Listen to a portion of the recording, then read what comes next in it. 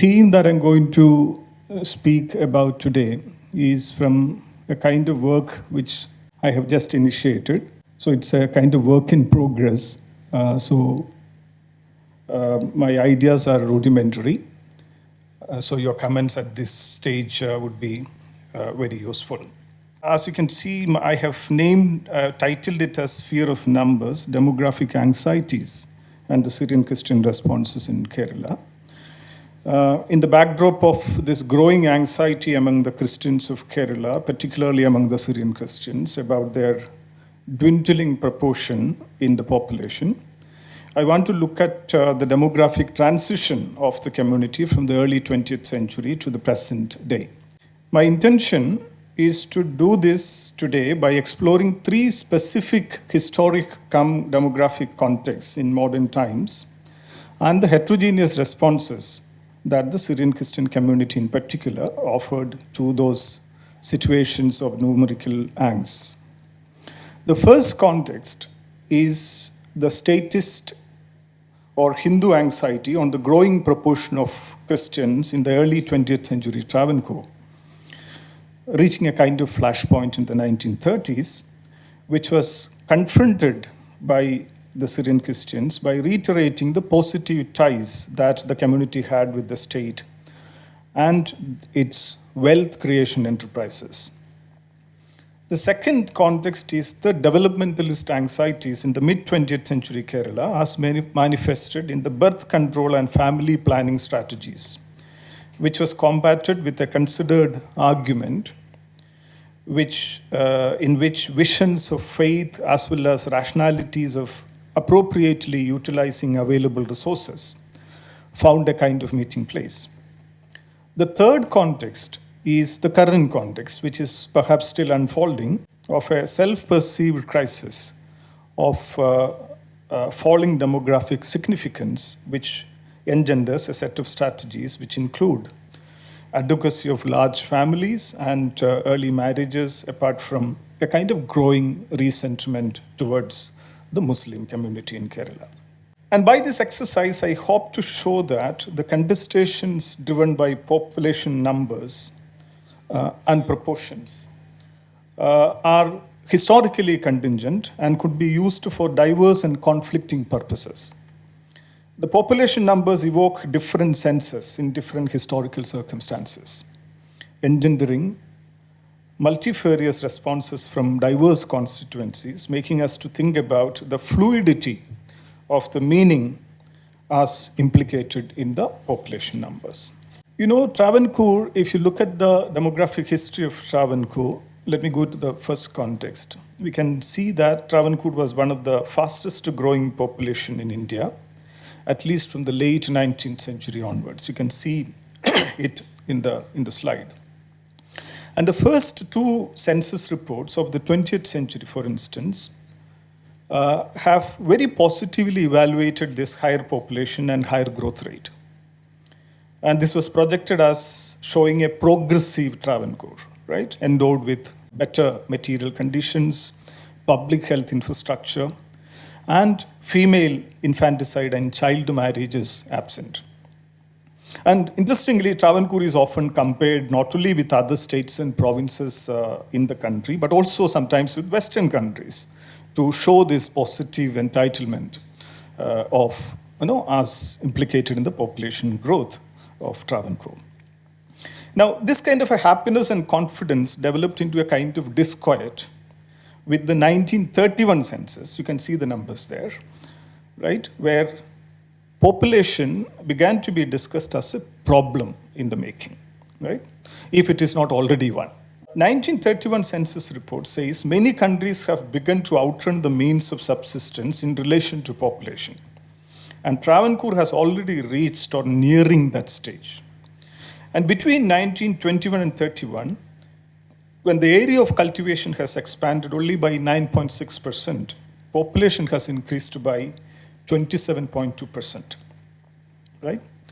So as a result, it was very evident that population is outgrowing the means of subsistence and the enterprises to increase agricultural production.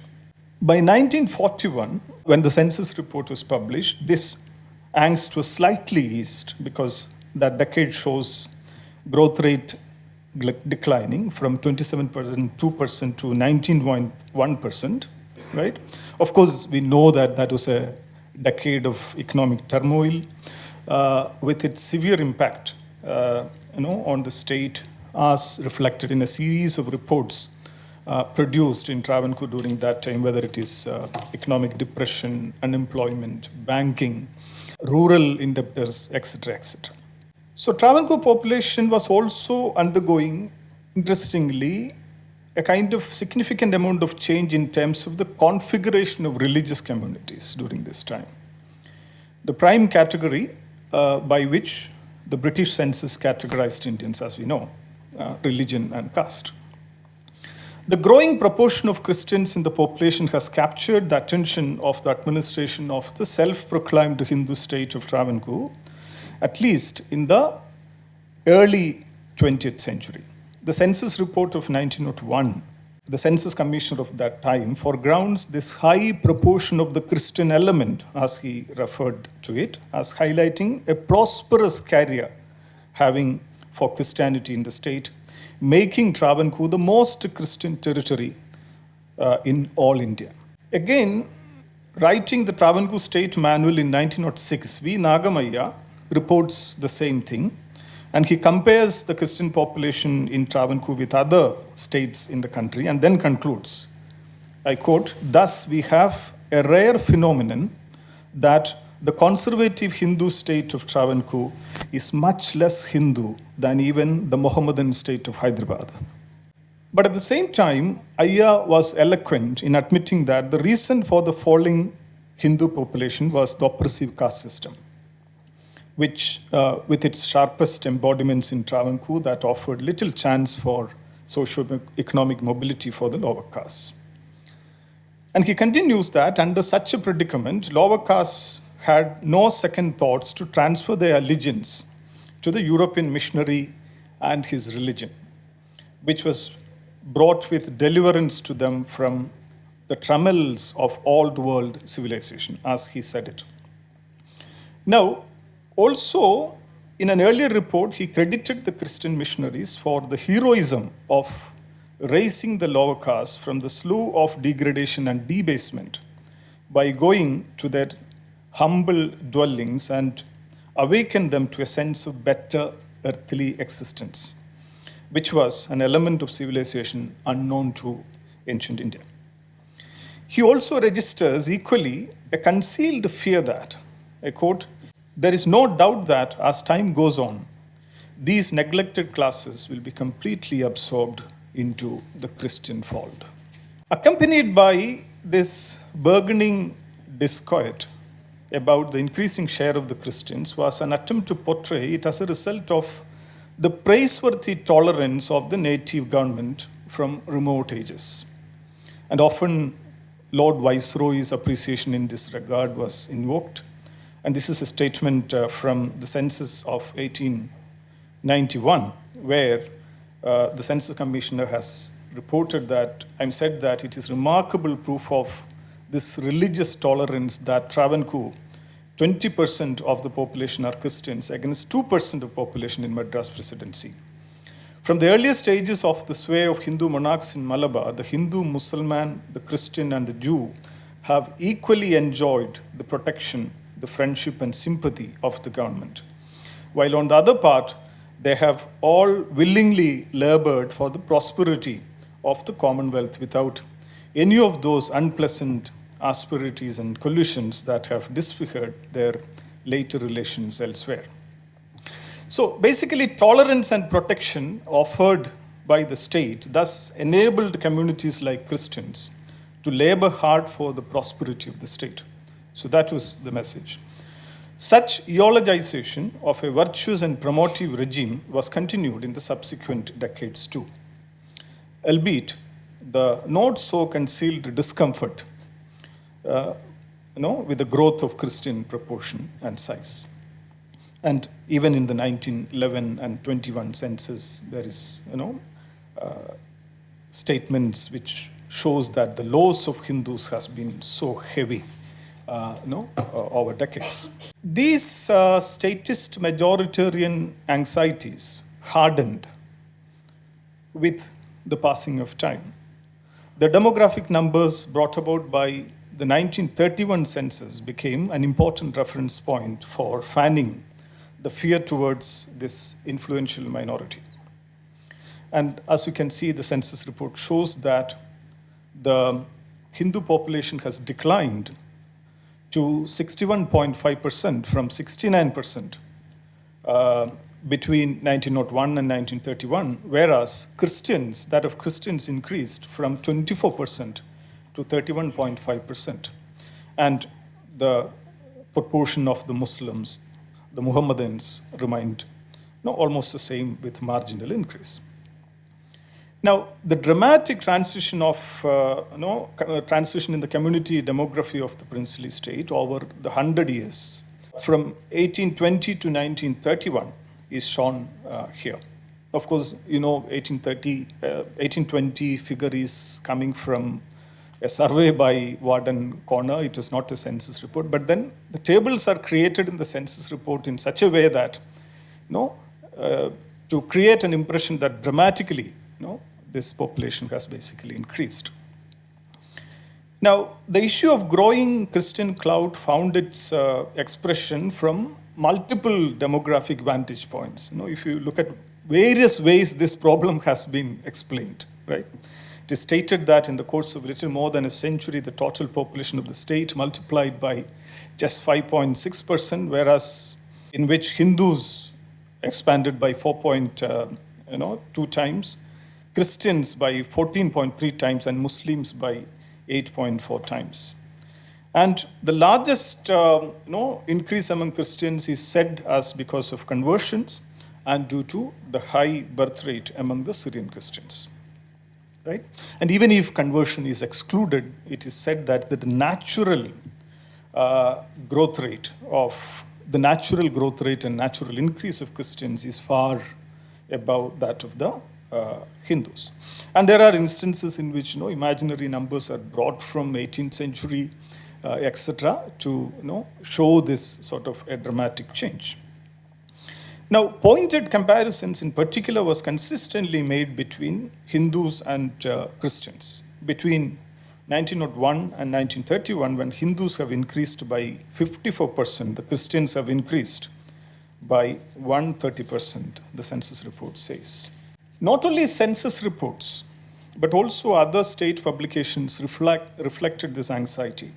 The Travancore State Manual, T.K. Velupilla, written in 1940, after describing the dramatic increase of Christian population, of course by citing from the 1931 census, said that no Indian state or province contains more Christians than Travancore.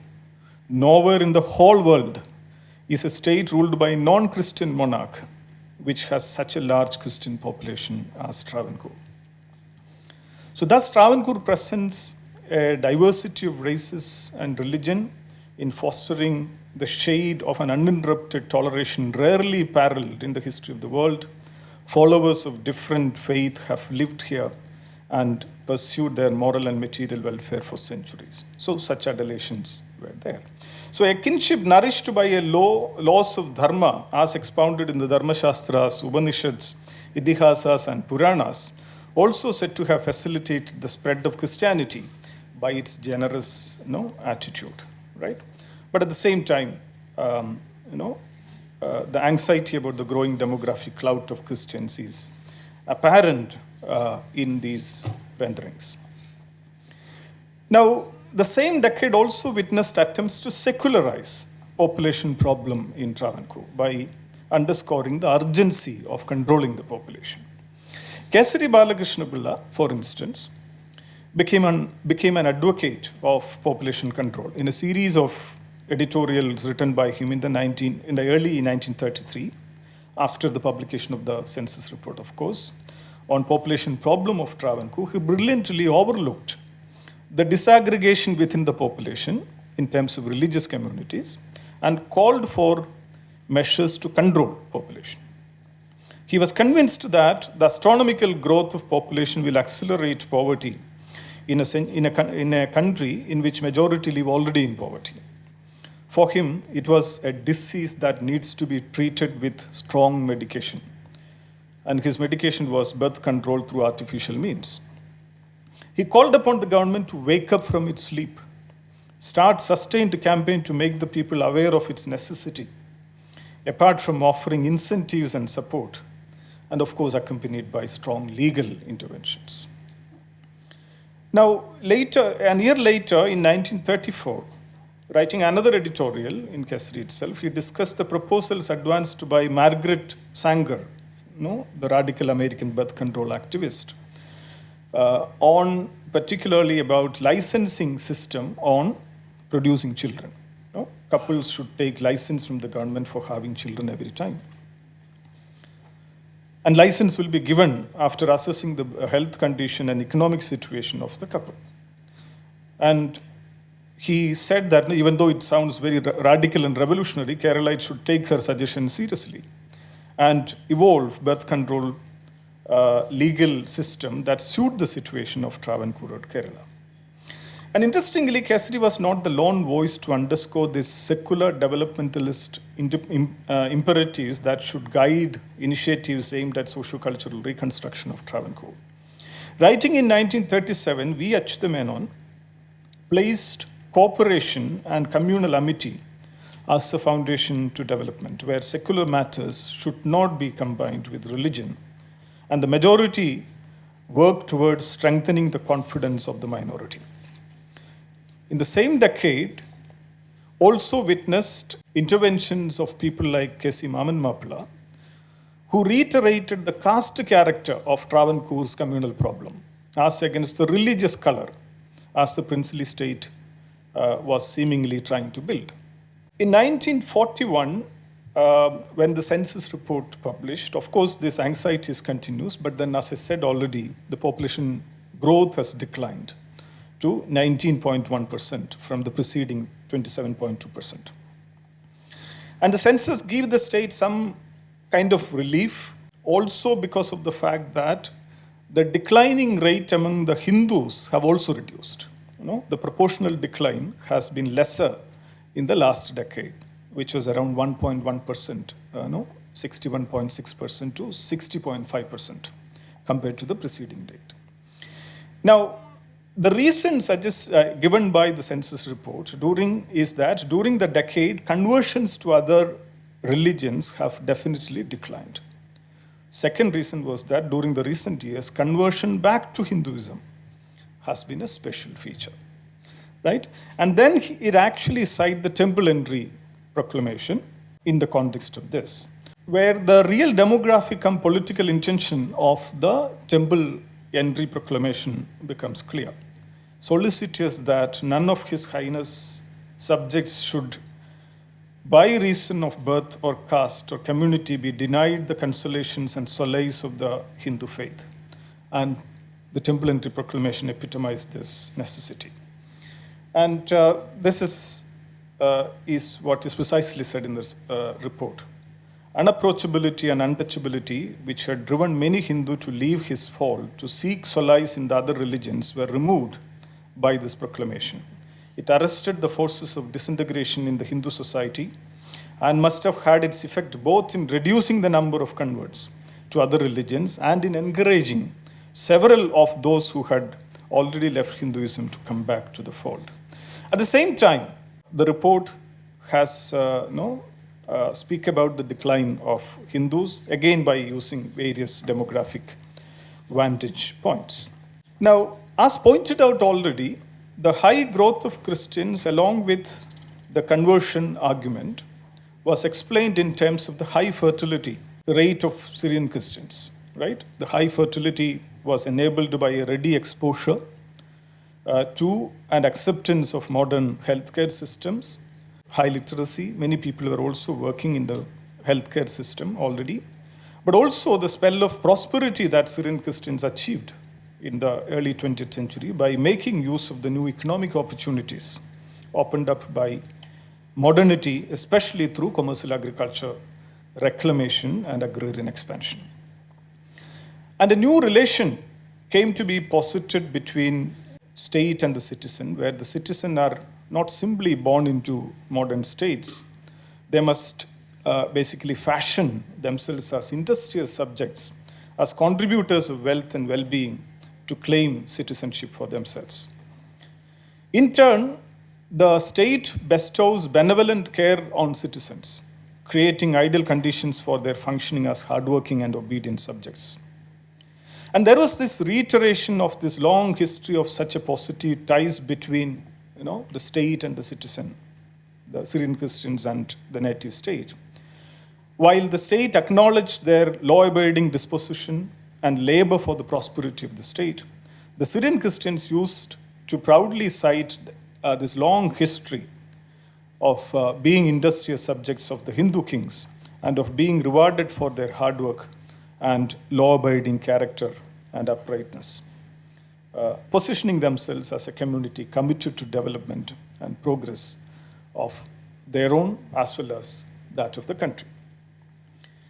Inherent in the argument was a suggestion that an industrious citizen can participate in nation building without abandoning community identities. The Syrian Christians considered Travancore as a state with Hindu government under which all religious communities supposed to have no unfreedom. And whenever such established principles is violated, the virtue of positive ties and morality of upholding it were brought into discussion. The state was reminded of its morality by the productive citizen. However, what one could see was a situation of breakdown of this much celebrated positive ties from the 1930s due to the hardening of the Hindu state and Hindu anxieties, much informed by the demographic change and the political engagement of the Christians, which is best manifested in C.P. Ramaswamy Iyer's blatant favoritism towards Nayars, promotion of Hinduism, and animosity towards Christians, and of course hostility towards attempts to promote Nayar Syrian Christianity. Christians, on their part, took a turn to abstention in the company of Eedavas and Muslims. Besides resisting Eedava Muslim and Syrian Christian demands for proportional representation in legislative bodies, CP led a formidable effort to consolidate and revitalize the Hindus through a range of measures. And temple entry proclamation is allegedly to prevent the disgruntled Eedava elites who are planning to convert, right? And right from the 1920s, options to convert to Buddhism and Sikhism were mooted. Eedavas were, of course, more interested to convert to Christianity, with, of course, their social motives than religious motives, as Lucy Overkirk has said, and wanted to get converted as a body, not as individuals, right? And clearly seeing the political purpose of conversion. And interestingly, many missions were out there to work among the Eedavas by seeing this opportunity to convert. And this, of course, say for instance, Marthoma Church has actually, recruited thousands of youngsters or volunteers to work among the Eedavas. The CMS has instituted a special mission for Eedavas to make use of the opportunity. And of course, this sent shockwaves to this to Diwan as well as the All India Harijan Sangh, Sevak Sangh. Because 16% of the Eedavas and 32% of Christians together will change the Hindu character of the state. Now, this conversion argument got strengthened particularly after C. Keshavan's arrest following the Koranjeri speech, and C.V. Kunjiraman's determined attempt to convert en masse, right? And he was in touch with the Church of India bishop in Kottayam, and he wanted to convert en masse, right? May 1936, the Joint Political Congress meeting at Changanasheri has demanded the government of Travancore and Cochin to pass a law like that of British India to give property rights to the new converts. And obviously, the message was very clear to the Diwan. And the Travancore temple entry proclamation was thus aimed at Hindu integration against Christianity in that sense. Also, CP embarked on a course of counter-reformation measures. Counter-reformation measures, as Lucy Overcook again called it, to consolidate Hindus and their temples. Trainings were given to priests in scriptures and Sanskrit. A central religious library was established in Trivandrum. Bhajans, popular bhajans were introduced in temples. Also, there was an attempt to withdrawal of school fee concession to the depressed classes from those who have converted to Christianity. And this was coupled with Diwan's welcoming of Hindu Mahasabha to Travancore. The visit of Savarkar, the friendship started leading later Savarkar to support the demand of independent Travancore. The support also was given to a mission called Kerala Hindu Mission to reconvert Christians to Hinduism. The Kerala Hindu Mission, according to the 1941 census report, alone have reconverted 80,000 persons back to the Hindu fold, right? And which was since its establishment in 1934, right? Of course, an organization run by elite Hindus. Interestingly, V S Subramania Iyer, who was the Diwan of Travancore between 1929 to 32, became its president in 1934, right? Now, later actions of Diwan II, his repressive measures against the joint political conference set up by, these three communities, and later against the Travancore State Congress, right? His alleged role in the destruction of the Syrian Christian banks, his hostility towards international fellowship which wanted to build reconciliation measures in Travancore, his attempt to take over schools run by the minorities for, the state, for statedly welfare intentions, right? All this came to be interpreted in the light of his open support to the high caste project of Hindu community building and consolidation. And his wrath was particularly directed towards the Syrian Christians, right?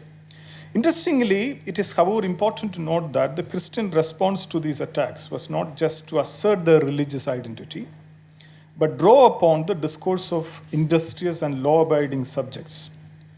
Within a self-identified Hindu state, minorities could only appeal to these age-old moral obligations of the king. And collapse of this age-old state morality has been decried by the Syrian constituencies, alongside active political mobilization. Now, the second context that I would like to discuss today is the context in the mid-20th century, 1950s and 60s, when the family planning through artificial birth control was proposed forcefully as a panacea to the burgeoning development crisis in Kerala. Birth control and family planning was seen as necessity for survival, as well as an avenue for fostering plant development. J. Deviga has done a wonderful history of family planning. She pointed out that it was also a reflection of Kerala's resilience to build a subnational developmental identity and to assert its self-made difference from other states, as the state, since independence, consistently felt marginalization from the center in terms of allocations, both fiscal as well as non-fiscal. She also argues that this acceptance to family planning was forced upon by a loss of optimism that Malayalis once nurtured during their engagement with modernity. However, when it was posited as a development option, the new scheme implied regulating human force as a development option, and hence had to confront with the development options already in circulation, which were basically aimed at making use of the available human force as well as the natural wealth around. The church, particularly the Syrian Christian church and the communists, rose in opposition to family planning. The church, for its ethical and moral and religious incorrectness, and the later for its inefficiency while comparing with other superior way outs. Both of them perhaps eventually went silent or either endorsed it later by 1960s. Now, the church opposition to family planning was very vociferous. I'm drawing particularly from the articles published in the church periodicals, particularly in the Syrian Catholic constituencies, and of course those published in the general press as well. Church argued on the one hand that it would be sinful to use God-gifted reproductive capacity just for satisfying selfish carnal pleasures, repudiating the divine injection to control births through artificial means. In 1961, the Bishop of Varapura declared birth control as the biggest destructive movement in modern times, destroying the holiness of marriage and disrupting conjugal life, a tangential attempt to create comfort against the commands of the Creator, and hence should be forbidden to all, whether Hindus, Muslims, or Christians who believe in the existence of God. Any policy of sterilization, the church argued, would run wives into prostitutes. Holy Family would become a house of harlots, and love would be reduced to sexual pleasure. An evil in itself cannot be posited as a solution to the evil of poverty and unemployment in Kerala, it argued. Moreover, the imposition of artificial birth control would undermine the self-determination capacity of human beings, it argued, generating a sense of helplessness and defeat in human beings. The church also invoked Indian culture and traditions to add a nativist and patriotic subtext to the criticism. Apart from going as far as praising communist China and USSR for considering a mouth to be fed as two hands capable to work, and two working hands can feed four mouths. Interestingly, later, by early 1960s, church became wary because the campaign gained momentum and also was getting wider acceptability. And accordingly, it re-articulated its criticism by suggesting that it was not against family planning as such, but it is only opposed to artificial birth prevention. It could support family planning conducted in accordance with God's laws, that is through self-restraint and through the system of safe period. Whilst the church continued to appeal to the Christian notion of divine care, it sought alternatives and argued that only solution to problems engendered by population growth was to make use of the thousands and thousands of acres of virgin land that was still available for colonization and cultivation. And it is said that God, due to his virtue and wisdom, had put down everlasting and imperishable resources in the nature, and man was endowed with intelligence and genius to utilize it. And it is the duty of the man to imaginatively make use of it. Mar Vallopalli, Sebastian Vallopalli, the first bishop of the Tillicherry Syro-Malabar Diocese, the most vocal supporter of this policy, called for migration and occupation of all available land to resolve the population problem, citing the case of Syrian Christian migration to Malabar as a case of divine care. And of course, he invoked again traditions, Vinoba Bhave, etc., etc. And I'll leave that. So, family planning policy was also a problematic policy for the communists.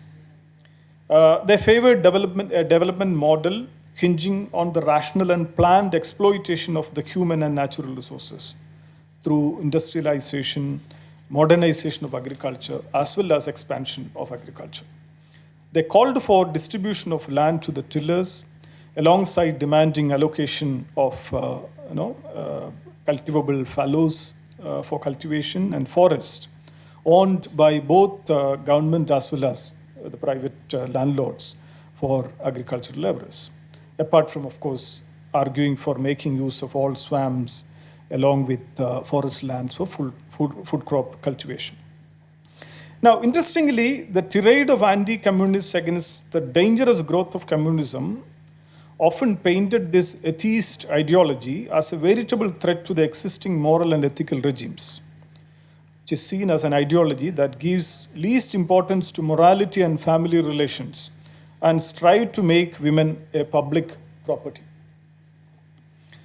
K. Damodaran, in 1953, countered this by citing the case of America, where, according to him, in 1941 alone, 6.8 lakhs foeticides have taken place.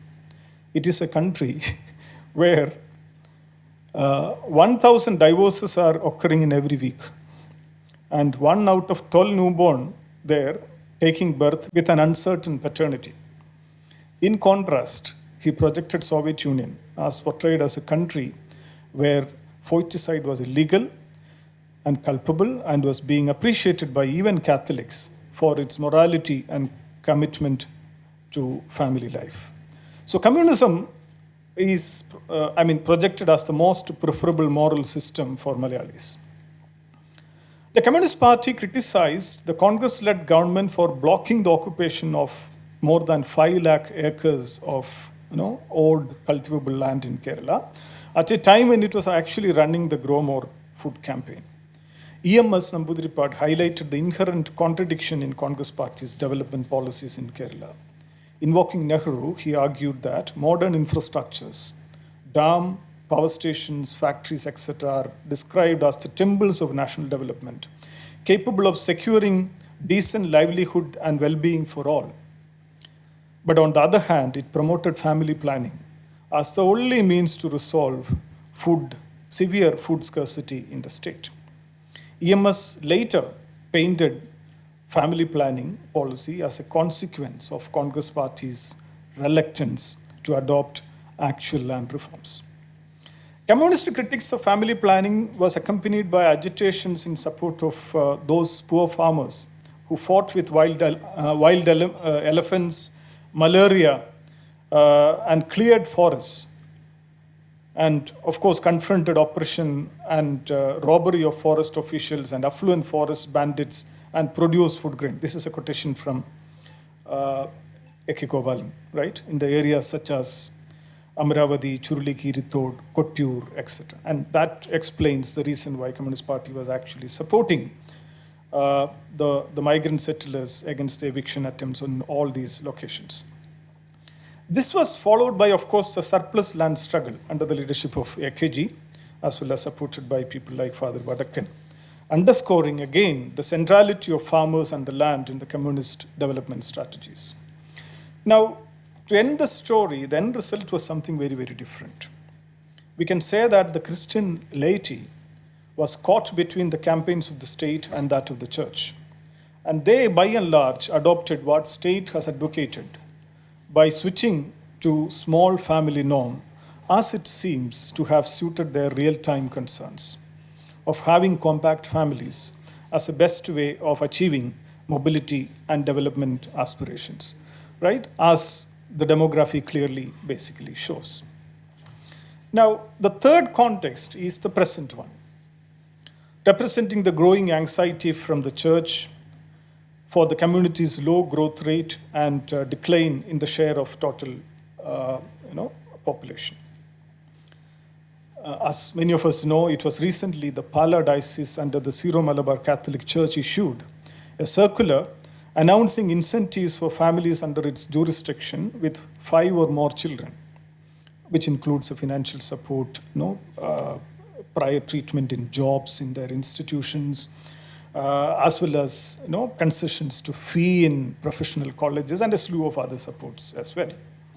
Now, the move has created a storm in the state, many calling the move as an attempt aimed at sabotaging the family planning programs of the country and as an attempt to reinvigorate Christians on the face of the community's apparently dwindling electoral impact. It is also seen as very regressive in terms of women's status within families and with its potential to reverse the progressive demographic transition for which the state has been acclaimed for. The church justified its position by citing the decline in the birth rate in the Christian community. Diverse reasons like migration, falling prospects of agriculture, and lack of reservation, the government jobs, and whatnot, all reportedly contributed to this trend. A demographer endorsed this argument, of the church, and he added, I quote, "The church is too late to respond. This trend was evident even in the 1960s. In fact, Syrian Christians were the first to adopt family planning. It can be correlated with the high literacy among both men and women in the community, even as early as 1931.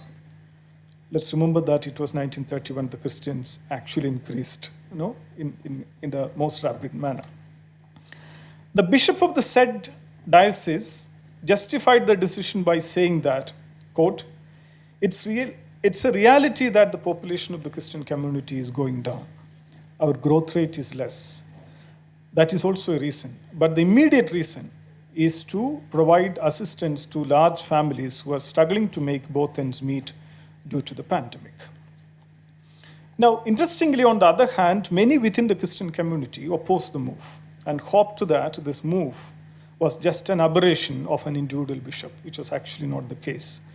Because, if you look at the Christian leadership's intervention during the last 2 decades, this was continuously, coming to the public. Writer Paul Zechariah stated that this is a human right violation because it reduces the responsibility of women only to giving birth and raising 5 or more children, which will, of course, take the major part of a woman's life. And women activists among the Christians felt that attempts like these were enough to backtrack the progress achieved by women all these years. It is also pointed out that the church was concerned about the shrinking population of priests and nuns who mostly take care of the huge properties owned by the church in the form of convents, hospitals, schools, etc., which became a concern because ever since small family became a norm, that significantly restricted the familial capacity to dedicate children for the service of the church, right? So all this has been pointed out as, reasons behind this move. Importantly, declining proportion of the Christian population has received some amount of academic consideration. The writings of a senior demographer belonging to the Syrian Christian community, K.C. Zechariah, has been arguably informed by such a silent figure. This is a table that Professor Zechariah has worked up from the census report, census reports. And after giving this table, he has been conspicuously selective in his description of the situation in the subsequent pages of the book. And he states, I quote, "An important aspect of the relative sizes of the 3 religious groups is the reversal in the relative strength of the Christians and the Muslims in recent years. Until about 1971, the Christians were more numerous than the Muslims in Kerala. However, in 1981, the difference was 176,000 in favor of the Muslims. The changeover took place sometime between 1971 and 1981. By 2001, the Muslim outnumbered the Christians by almost 18 lakhs, and by 2021, the gap widened to 27 lakhs, right?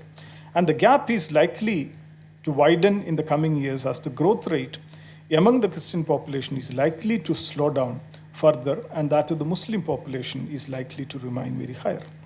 As we can, this table itself actually suggests the demographer has been silent about the proportion of the Hindus on the one hand, but more importantly, the demographic transition that both Christians and Muslims have undergone during the period from 1901 to 1971, right? During the period in which Muslims had an edge over Christians in the beginning of the 20th century, and which turned by 1931, and Muslims regained their edge by 1981, as the table clearly shows. Interestingly, the Pala bishop was not an exception. Declining population of the community has been a growing concern among a section of the community, at least for the last 2 decades. Individual dioceses and few bishops were advocating similar measures since mid-2000s with an aim of increasing the demographic forte of the community. On the one hand, there were occasions in recent past itself in which communities came together in opposing statist interventions in this regard. For instance, in 2011, when the draft Kerala Women's Code Bill by the government of Kerala proposed to penalize families violating two-child norm, the Christian, Muslim, and the Hindu leaders collectively raised their opposition to the move. In 2008, the Kerala Catholic Bishop Council, KCBC, has initiated a concept called large families with 3 or more children to each couple. Our Pala bishop has actually increased it to 5. Right? Apart from promoting large families, the strategy included advocacy of early marriages and shunning contraceptive measures, though without yielding much success. Syro-Malabar Bishop of Tamarasheri Catholic Diocese had issued a pastoral letter in 2017 exhorting believers to ensure that their boys get married before the age of 25 and girls before they turn 23.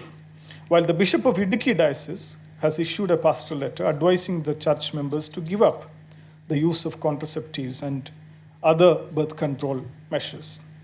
Earlier, in 2008, Archbishop of Thrissur called for ending the practice of abortion for the interest of religion and humanity. Reason being, of course, the falling number of Christians. I quote him, "The fact that the Christian population in Kerala fell from 24% to 19%, of course, I don't know from where he is getting this number, in the last 50 years, should be an eye-opener to all. Hence, parents should strive to bring up every human life, realizing that mother's womb is a security cover given by God for the protection of life." Right? The pastoral letter said. Since then, the practice of honoring couples with, he also asked the church brethren to honor couples with more children. And since then, the practice of honoring couples with more children has become kind of a regular phenomenon in churches, apart from instituting a day called Pro-Life Day. After the recent effort from the Diocese of Pala courted massive controversy, KCBC publicly expressed its concern over the sliding birth rate among the Christians, which, according to them, have the potential of putting the very existence of the community at risk. The statement issued by the council also put up unsubstantiated numbers when it said, quote, "Earlier in the 1950s, Christians formed 24.6% of Kerala's population." Christians were never 24.6% of Kerala's population. But now it has reduced to 17.2, which is also not true. Christians have become the community with least birth rate, which is a rate of 1.8%. It is in this situation that various dioceses have come forward with projects to support families with more children. And it is not logical to consider population reduction as the only solution for social crises which arise due to improper developmental policies as well, unquote. Now, the concern over the dwindling size and advocacy of large families has also been informed by, interestingly, the rising size of the Muslims in the state. The fear has led to tensions, manifesting itself in multiple forms. The growth of conservative elements in both communities have compounded the problem. In 2007, a Christian school in the state had invited the wrath of Islamic fanatics for including some churches in the itinerary of a picnic for school children. They threatened action against the school, saying that it had no right to take students, their children, from their community to the churches. The massive social media campaigns and discussions following the circular of Pala Diocese was an indication of the growing tussle between the two minority communities, which was in the making for some time, picking up from both local as well as international issues. Say, for instance, the Turkish President Erdogan's decision in 2020 to convert Hagia Sophia, the Byzantine church turned museum, into a mosque, has perhaps a bigger impact in Kerala than any other parts, in India. So the relationship was already strained due to allegations of love jihad, for instance, by the Syro-Malabar Catholic Church, wherein it stated that Christian girls are being targeted and killed in the name of love jihad. Christian social media groups that subscribe to this conspiracy theory actively drive the love jihad narrative in Kerala with videos and messages warning of the danger and the necessity of protecting Christian girls from being lured to Islam through marriage, and of course from the marauding Muslim infringers.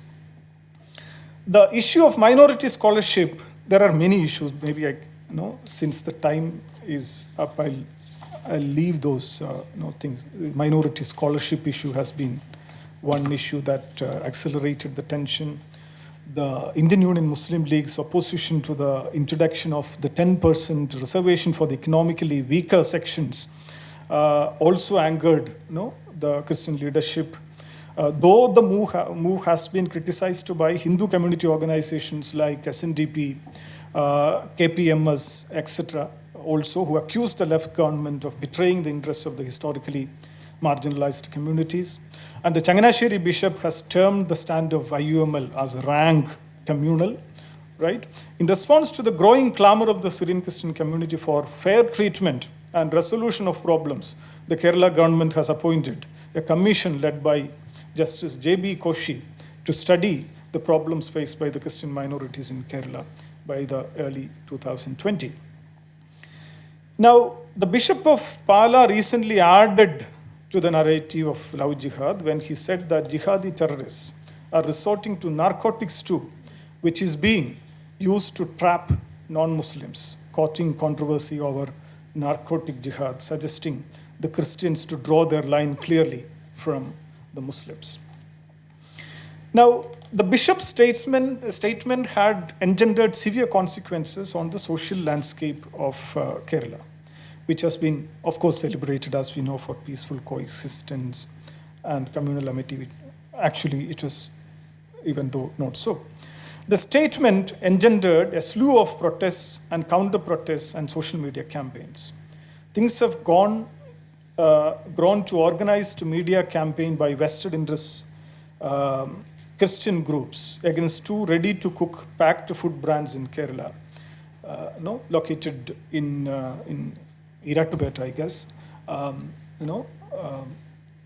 These brands are branded as supporting and financing the campaign against the bishop, as well as the assault on T.J. Joseph, Professor T.J. Joseph, by the extremist members of the Popular Front of India. Interestingly, the conflict between two minority religious groups are happening when the far-right Sangh Parivar is making attempts to negotiate inroads into the Christian community of Kerala for their electoral gains. It is apparent that a large section of the community has been buying and propagating the Sangh arguments against the Muslims, accentuating its boundaries against the Muslims in particular. Though at another level, the love jihad argument has been tried out against the lower caste Iravas too. In the Syrian Christian anxiety about preserving their superior caste status and endogamy. The large family norm is thus supplemented by an attempt to hold the community together by reiterating its boundary, accentuating its boundary, saving it from leakage to other religious communities in an effort to re-establish its seemingly lost vitality as a population. Let me stop with a limited conclusion. The three contexts discussed here tells us how demographic numbers are being subjected to diverse contextual reasoning and particularistic considerations. Anxieties generated are more a consequence of the politics outside. If it was its status as the largest and still growing Christian community under the non-Christian monarch that provoked statist majoritarian angst in the early 20th century Kerala, the Christians used the context of the state-driven family planning to justify their land colonization, land reclamation, agrarian expansion project that they were energetically pursuing, bereft of its, of course, ecological and human externalities. While the present context of fear is more informed by the context of majoritarian politics and the growing demographic cloud of Muslims, it also suggests that the context of majoritarian far-right kind of politics and the fear it unleashes can lead to unexpected and unprecedented community rifts and alliances, often under the pressure of short-term gains. I'll stop there. Thank you.